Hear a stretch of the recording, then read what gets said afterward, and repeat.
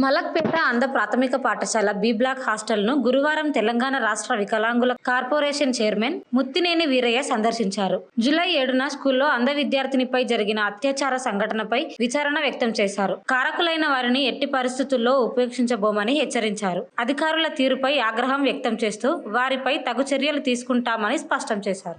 అది ఏ ఏ హాస్టల్లో పనిచేసే వర్కర్ అయినా సరే, స్కూల్లో పనిచేసే టీచర్లైనా సరే, పోనీ వీళ్ళు కంప్లైంట్ ఇచ్చినప్పుడు పట్టించుకోకుండా నిర్లక్ష్యం వహించడానికి ఉన్నటువంటి ఎంత పెద్ద అధికారైనా సరే ఖచ్చితంగా చర్యలు ఉంటాయి. ఇది ఇప్పుడున్న తెలంగాణ రాష్ట్ర ప్రభుత్వం ఎట్టి పరిస్థితుల్లో కూడా ఉపేక్షించడానికి సిద్ధంగా లేదు.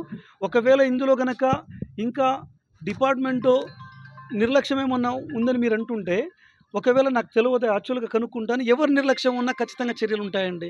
ఎవరు సహిస్తారు ఇలాంటి సంఘటనని? ఇలాంటి సంఘటన మళ్ళీ పునరావృతం కావాలని కూడా ఎవరు అనుకోరు కదా. ఖచ్చితంగా బాధ్యులపై చర్యలు తీసుకుంటాము. నిర్లక్ష్యం వహించిన అధికారులపై కూడా ఖచ్చితంగా చర్యలు తీసుకుంటాము.